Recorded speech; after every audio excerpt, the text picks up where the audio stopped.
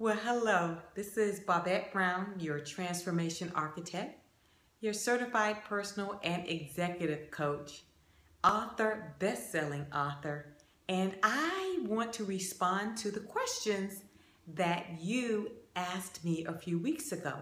A few weeks ago, I asked via Facebook, a Facebook post, I asked you if you had any specific questions that you would like for me to answer. And at that time, I had a plethora of questions. So I thought I would take this moment to answer the very first question. And if you want to get the answers to the other questions, you will have to become a part of my email list. And you can go right to www.bobettebrown.com. That's BOBETTE Brown.com. You'll want to register so that you will be able to get all of my other videos that I will be creating in the upcoming days and weeks. So the first question came from Ashley. Ashley asked the question, how do I get organized? Well, let me start by saying this. That organization is an issue in so many people's lives. And so there are some great tips that I wanted to share with you. And I believe that if you put these into practice, it will be very fruitful and will help you get organized. The first step is make a decision for 15 minutes every day, 15 minutes a day, that you're going to do something to declutter, to get things organized. You can set your phone with an alarm after 15 minutes, or whether it's your microwave timer, you want to set a timer. And for 15 minutes, you want to make up in your mind that you are going to do something and get organized.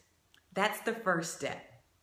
The second step ties specifically into us as ladies majority of the time, but I have to admit there's some guys as well that struggle with this, and that is getting organized in our closets or even in the closets of our children.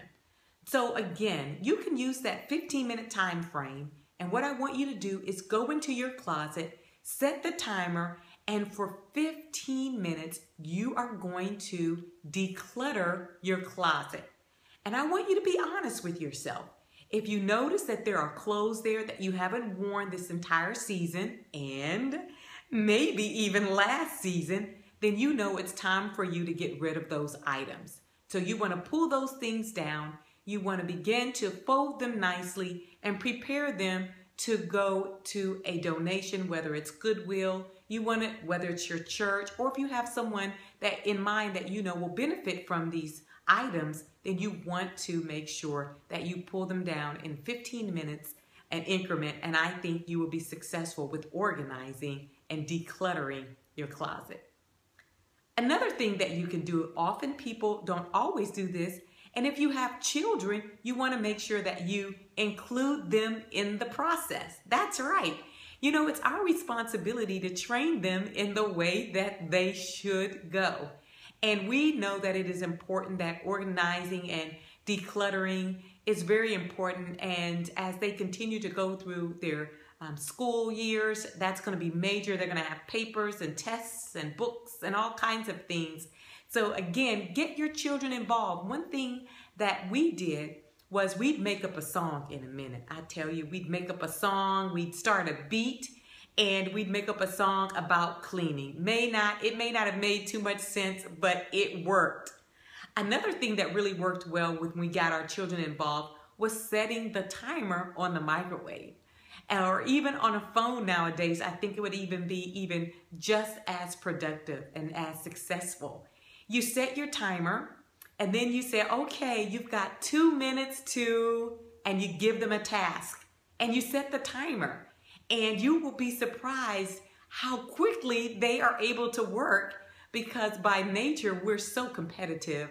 And children love to be able to beat the timer. And you'll discover that they are doing all kinds of things because they're trying to beat the timer. So you can do that a series of times, and then they will be decluttering and organizing, getting things together, and that as they strive to beat the clock. Okay, so again, you want to make 15 minutes every day. You want to go into your closet. You want to get those things. That's how you're going to declutter and organize your closet. You want to get your children involved. And then I want to say something else. You want to keep the right attitude. You want to make sure that your attitude stays positive.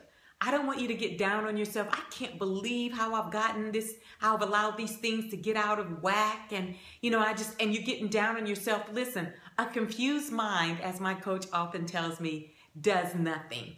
And so you want to make sure that you keep a good attitude. Listen, it happens. Everyone does it. We all get into the busyness of life, and we just put things where they shouldn't be sometimes. And so if that's the case, listen, don't be so hard on yourself. What you want to do is make up in your mind you're going to have a good attitude. And having a good attitude means that you're just going to say, you know what it is. And I'm going to spend time getting this together. And one of the ways that you can prevent that from happening in the future is that you make sure that when you leave the room, don't leave the room empty-handed. So if you know that you have a cup in your bedroom, well, when you leave to go downstairs, grab that cup and take it downstairs with you. Or whatever it is, you want to make sure that you never leave a room without having something in your hand and putting it in its proper place. Of course, we know if you put it in its proper place at the very beginning, then you won't have to go back. But in the ideal world, that may work. But that doesn't always work for everyone. And I can attest, it does not always work for me. Alrighty? Alright, and now let me give you one more tip. I think this tip will be helpful for you. So if you keep your attitude great, you make sure that you have an established time that 15 minutes, you're going to, start organizing every 15 minutes or within a 15-minute time frame. You want to take care of your closet. You want to involve your children. And you also want to make sure that you keep a good attitude. And finally, listen, I want to also say this. When it comes to planning your meals, a lot of times as parents, certainly as mothers, we're trying to prepare great meals for our children. And I think that we should prepare great meals for our children. But that doesn't mean they're going to always get the 5-course meal. So what can you do, especially if you're a working mom and you're coming in, you're really busy, what can you do? You can plan your meals in advance. And that's one of the things that I would suggest. In this age of technology, you can go right to the internet and pull down your meals for the week. And that way you can strategize to have your meals for the entire week.